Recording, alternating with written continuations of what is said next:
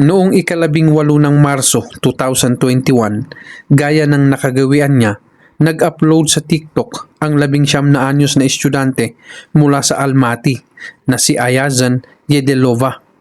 Sa video, makikita ang dalaga na masayahin, kumakanta at sumasayaw, ngunit makalipas lamang ang ilang araw ay matatagpuan siyang wala ng buhay.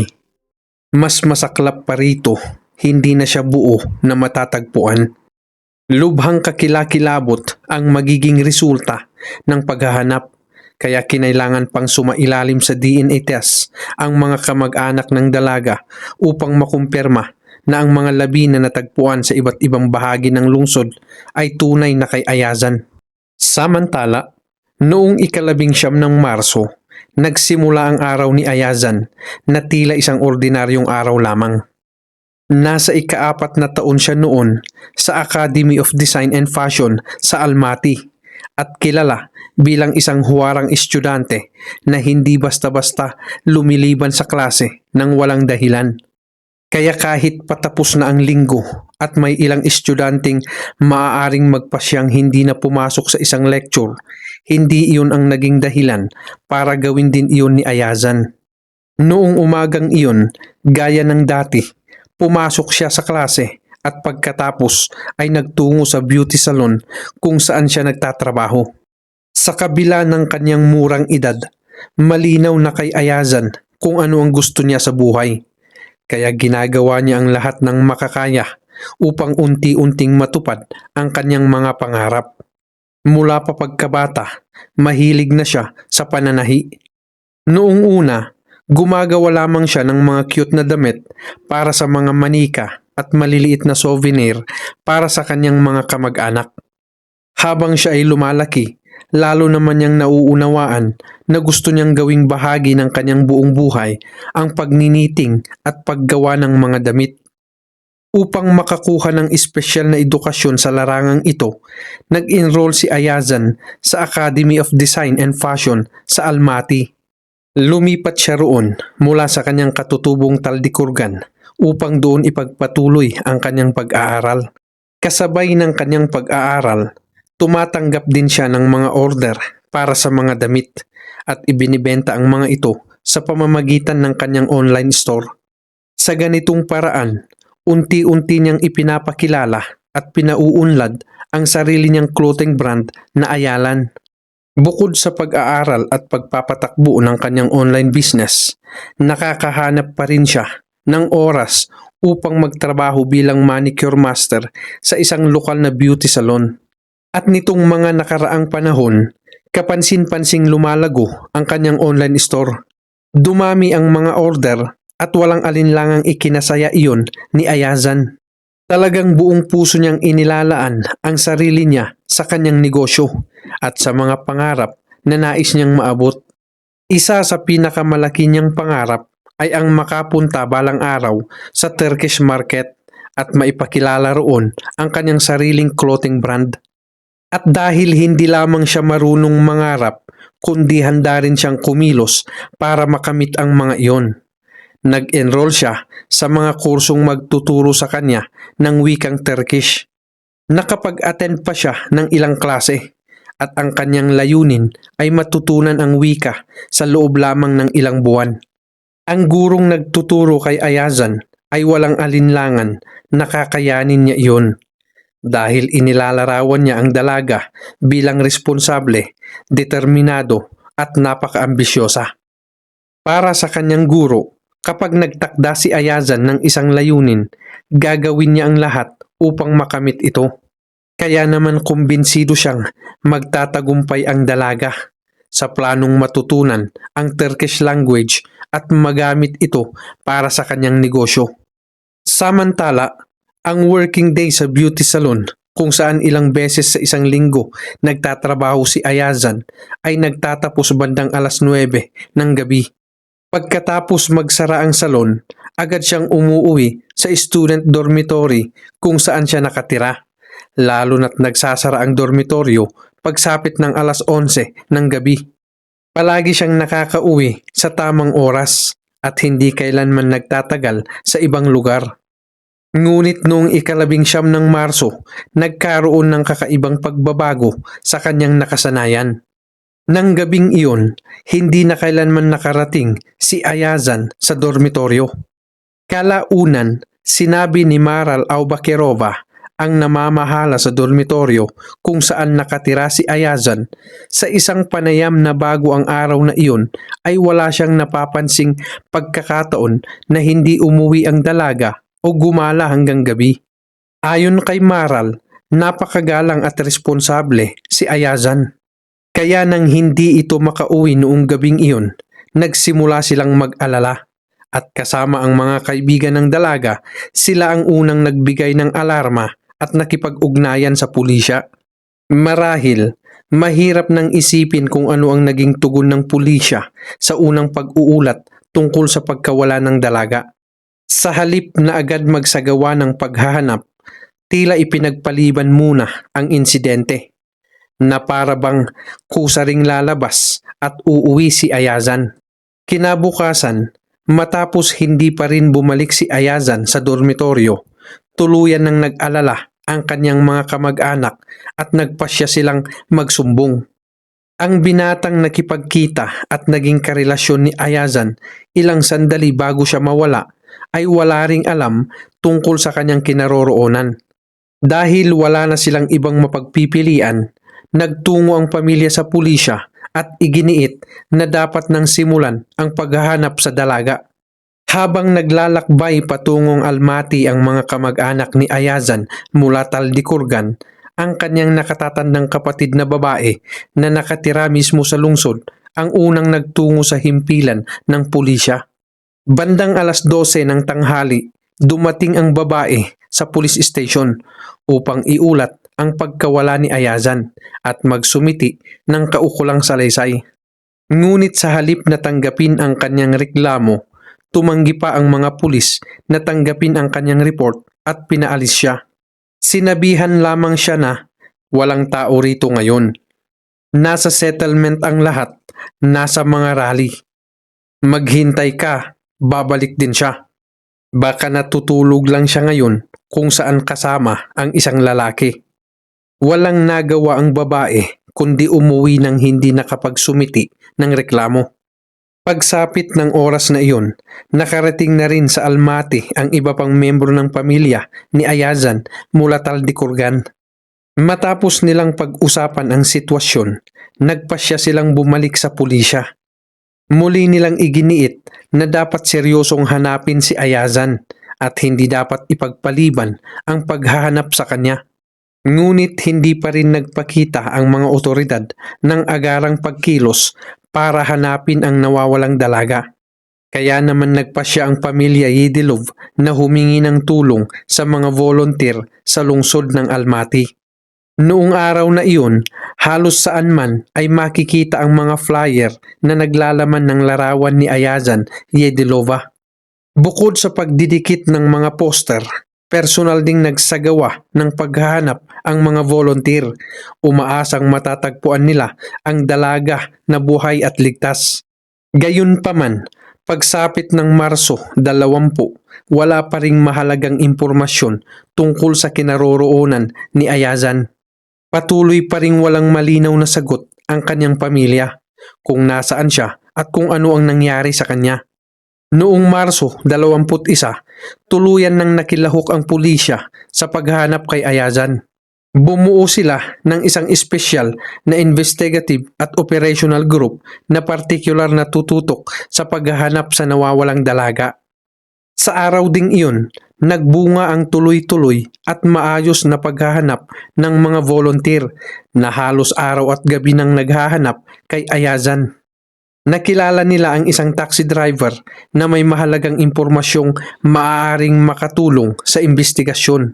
Ayon sa taxi driver, noong ika-19 ng Marso ay isinakay niya ang nawawalang dalaga kasama ang isang binata at dinala sila sa Norkent Microdistrict. Agad na ipinasa ng mga volunteer ang impormasyong iyon sa pulisya. Makalipas ang ilang sandali, nakakuha rin ang mga investigador ng mga recording mula sa mga security camera. Malinaw na makikita sa footage kung paano Noong ika-19 ng Marso 2021, pumasok si Ayazan sa elevator ng isang multi-story building sa Narkent Microdistrict kasama ang isang binata. Ilang minuto lamang ang kinailangan ng mga investigador upang matukoy ang pangalan ng lalaki at ang address kung saan siya nakatira.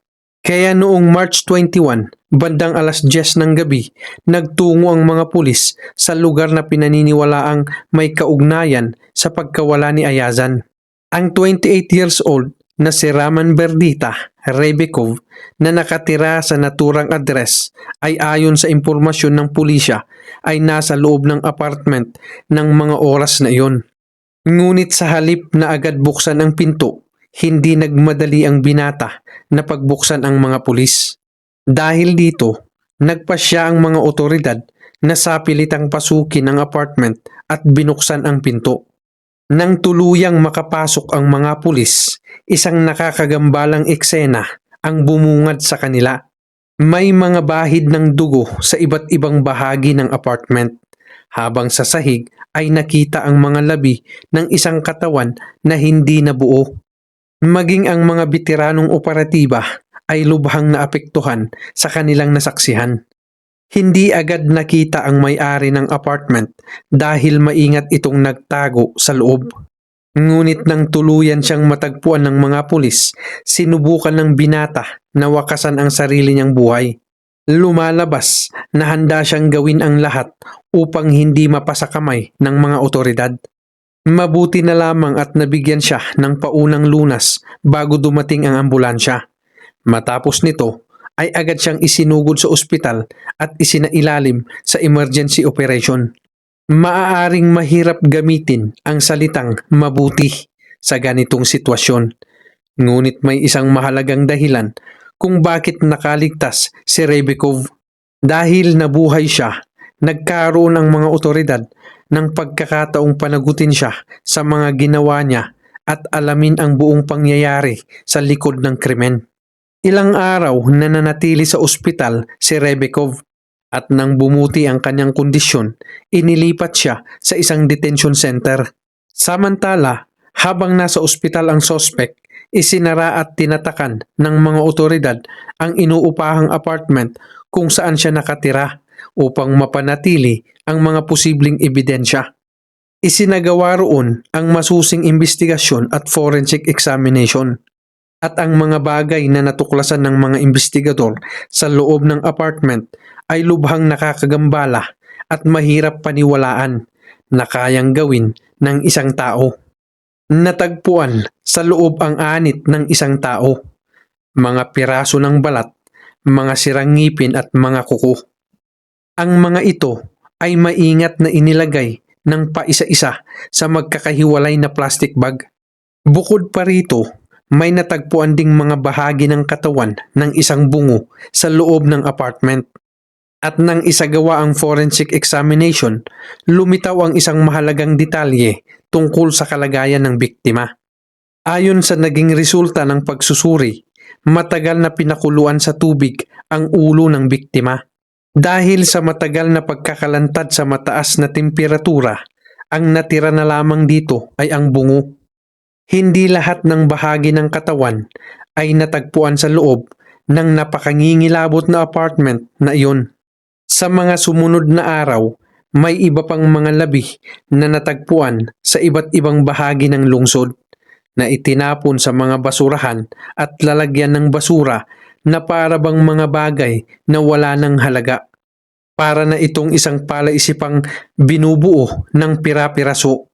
Habang sinisikap ng mga pulis sa buong lungsod na tipunin ang bawat nawawalang bahagi ng katawan.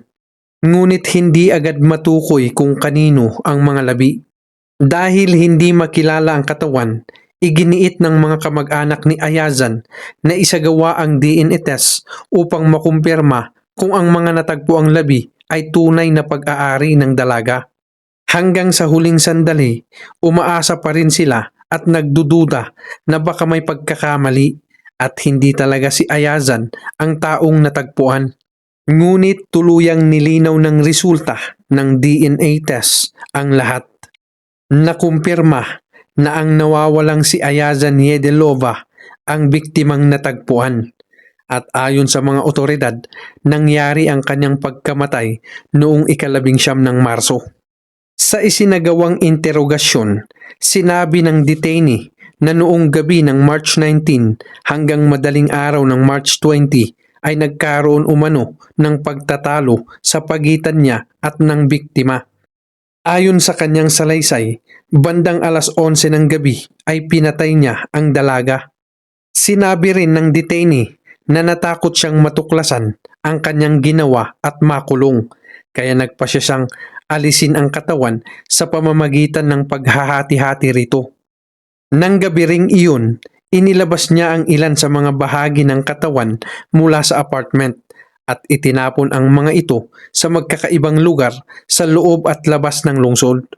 Nang tanungin kung may relasyon o anumang ugnayan sa pagitan niya at ng biktima, mariing itinanggi ito ng detainee. Ngunit para sa mga investigador, hindi sapat ang kanyang pagtanggi at kailangan pa ring siyasatin ang tunay na koneksyon nilang dalawa.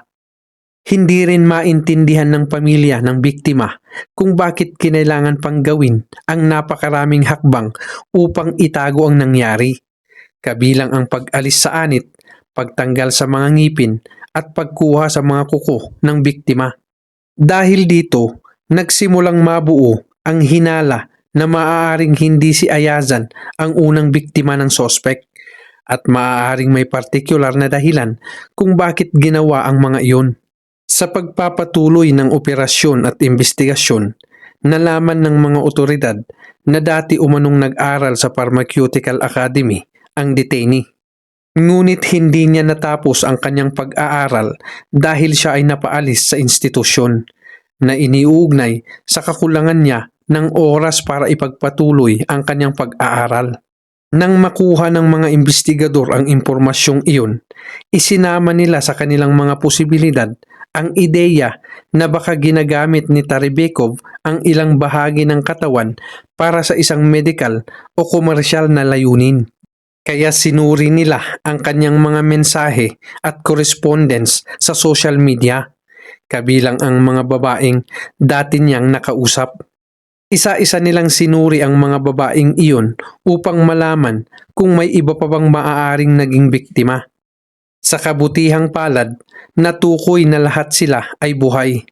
Hindi rin napatunayan ang hinala ng mga investigador tungkol sa posibleng paggamit sa mga bahagi ng katawan para sa medical o komersyal na layunin. Ngunit sa pagpapatuloy ng operasyon, may isa pang mahalagang impormasyon na lumitaw. Nadiskubre na may naging correspondence sa pagitan ni Tarebekov at Yedelova sa isang dating website na tinatawag na Badum. Nang kumalat ang impormasyong ito sa internet, maraming social media users ang nagsimulang sisihin mismo ang dalaga kahit hindi pa nila alam ang buong pangyayari sa kaso. May mga nagpalagay na umano dahil sa pinansyal na pakinabang, pumayag si Ayazan na makipagkita at magkaroon ng relasyon kay Tarebekov. Lalong pinagtibay ng ilan ang kanilang haka-haka dahil sa video kung saan makikitang kusang sumakay si Ayazan sa elevator kasama ang isang binata. Ngunit wala sa mga taong nakakakilala kay Ayazan ang sumang-ayon sa mga paratang na iyon. Ang kanyang mga kamag-anak, kaibigan, guro at maging mga simpleng kakilala ay magkakasamang naglahad na napakahinhin ng pakikitungo ni Ayazan sa mga lalaki at wala siyang ipinakitang dahilan upang pagdudahan ang kanyang pagpapalaki at asal. Alam din ng kanyang pamilya kung gaano kalaki ang pagsisikap na inilaan ni Ayazan sa pagpapaunlad ng kanyang online store at ng sarili niyang brand. Kaya kumbinsido sila na maaaring ginamit ng sospek ang kanyang negosyo upang maakit ang 19 na anyos na dalaga sa apartment.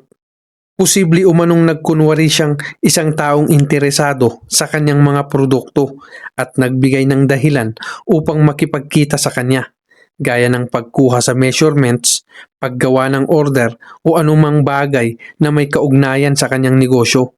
Maging ang roommate ni Ayazan sa dormitoryo na malapit niyang kaibigan at pinagbabahagian niya ng kanyang mga personal na bagay ay may naibahaging mahalagang impormasyon sa mga investigador. Ayon sa kanya, ilang araw lamang bago ang trahedya ay masayang nagkwento si Ayasan tungkol sa isang taong interesado sa kanyang brand. Sinabi umano ng dalaga na may isang taong labis na interesado sa kanyang mga produkto at nais nitong bilhin ang buong koleksyon niya. Para sa mga investigador, posibleng si Taribekov mismo ang taong tinutukoy ni Ayasan at maaaring ginamit niya ang interes na iyon sa negosyo upang maakit ang dalaga sa kanyang apartment. Nang tuluyang makuha ng mga investigador ang parehong correspondence sa pagitan ng detainee na si Taribekov at ng pinaslang na si Yedelova, lalo pang napatibay ang kanilang hinala. Ang mga naunang impormasyon tungkol sa kanilang komunikasyon ay nagbigay ng mahalagang konteksto sa kung paano maaaring napunta si Ayasan sa apartment. Samantala, ang mga walang basihang tsismis tungkol sa di umano'y personal na buhay ni Ayasan at sa mga dahilan kung bakit siya nakipagkita sa sospek ay nananatiling mga haka-haka lamang. Sa kabila nito, patuloy pa rin kumalat ang mga ganitong komento sa internet kung saan may ilang users na tila ginawang dahilan upang pagtawanan at sisihin ang biktima. Sa Turkestan, kung saan ipinanganak ang detainee, marami rin ang tumangging maniwala na kaya niyang gumawa ng ganoong karahas na krimen. Ang mga guro at maging ang punong guro ng paaralang pinasukan ni Taribekov ay naglalarawan sa kanya bilang tahimik, mahiyain, kalmado at hindi palaaway. Ayon sa kanilang mga pahayag, mahusay siyang estudyante, anak ng mga guro at kabilang sa mga nangungunang mag-aaral sa paaralan. Para sa mga taong nakakakilala sa kanya noon, hindi nila maisip na kaya niyang gumawa ng pagpatay. May ilan pang ang naniniwala na maaaring na frame lamang siya o napilitang akuin ang kasalanan ng ibang tao.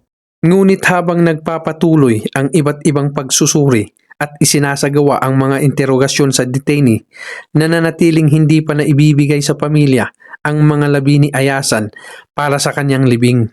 At noong April 16, 2021 lamang, halos isang buwan matapos ang pagkamatay ni Ayasan, ibinigay sa kanyang mga magulang ang mga labi ng dalaga sa loob ng isang zinc coffin.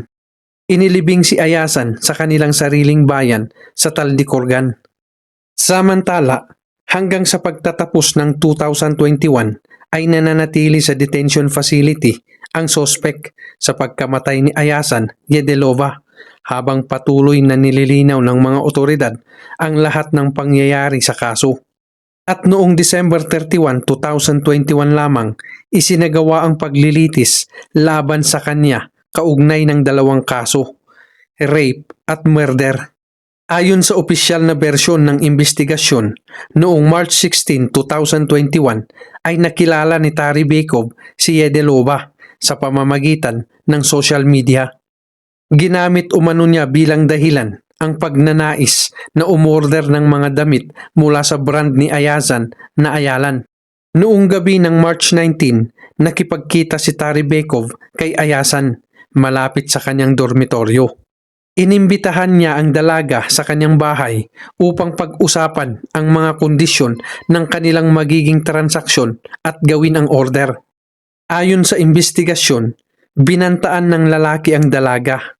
Minura at tinakot ito bago niya ito sinakal gamit ang sinturon at pagkatapos ay itinago at inalis ang katawan. Ang pagmumura na una nang itinanggi ni Taribekov sa mga interogasyon ay napatunayang nangyari rin, batay sa isinagawang forensic medical examination. Malaki ang pangamba ng pamilya ni Ayasan na baka ideklarang inosente ang akusado. Ngunit ipinakita ng isinagawang psychiatric examination na walang nakitang problemang pangkaisipan sa detainee na maaaring maging batayan upang ituring siyang walang pananagutan sa kanyang mga ginawa. Ang abogadong si Kadarjan Galimzanuli na kumakatawan sa pamilya ng dalaga ay nagsabi sa isang panayam sa media na humigit kumulang 30 iba't ibang pagsusuri ang isinagawa sa buong investigasyon. Samantala, umabot naman sa tinatayang 30 volume ang kabuuang case file. Hiningi ng pamilya ng pinaslang na si Ayasan Niedelova kasama ang abogado ng panig ng biktima ang pinakamabigat na parusa para sa akusado. Humingi rin sila ng kabayaran para sa moral damages na nagkakahalaga ng 26 billion at 358 milyong tenge. Batay sa kabuuan ng mga krimeng ipinataw kay Taribekov, ipinataw ng korte sa akusado ang pinakamataas na parusang maaaring ibigay na 25 taong pagkakakulong. Hindi nakita ng korte ang sapat na batayan upang ipataw ang habang buhay na pagkakabilanggo. Bahagyaring pinagbigyan ng hukom ang civil lawsuit ng panig ng biktima kaugnay ng moral damages. Inatasan ang akusado na magbayad ng 20 milyong tenge bilang kabayaran sa mga biktima. Bagamat naaresto at naparusahan ang taong napatunayang responsable sa pagkamatay ni Ayasan Niedelova, hindi pa rin makalimutan ng kanyang pamilya ang araw na unang humingi sila ng tulong sa pulisya at hindi agad tinanggap ang kanilang reklamo. Sa halip na simulan kaagad ang paghahanap sa nawawalang dalaga, sinabi nilang hindi muna tatanggapin ang kanilang pahayag. Sa isang panayam sa media, sinabi ng kapatid ni Ayasan na dahil sa kapabayaan umano ng pulisya ay isang araw ang nawala sa kanila. Sa panahong iyon, ayon sa kanyang pahayag, nagkaroon ng pagkakataon ng sospek na manatiling kalmado at gawin ang mga hakbang upang hati-hatiin at itago ang katawan. Kabilang dito ang pagproseso sa ulo ng biktima hanggang sa bungo na lamang ang natira. Para sa pamilya, ang pagkaantala na iyon ay isang bagay na hindi na nila mababawi kailanman. Labis ding ikinalungkot ng mga kamag-anak na ang kanilang minamahal na si Ayasan ay kinailangang ilibing sa isang saradong zinc coffin. Hindi na nila nagawang makita ng maayos ang kanilang anak at kapatid para sa isang huling pamamaalam bilang bahagi ng isang normal na seremonya at paglilibing. Samantala, hindi inamin ng pulisya na mayroon silang pagkukulang. Bilang tugon sa mga puna at paratang, iginiit ng mga otoridad na hindi umano totoo ang mga sinasabi ng pamilya at na nang dumating ang mga kamag-anak, agad nilang isinagawa ang mga kinakailangang hakbang.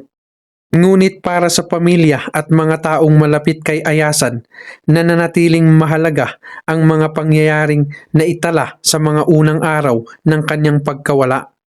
At para sa kanila, ang mga pangyayaring iyon ay sapat upang patuloy nilang questionin kung bakit hindi agad nagsimula ang paghahanap sa dalaga.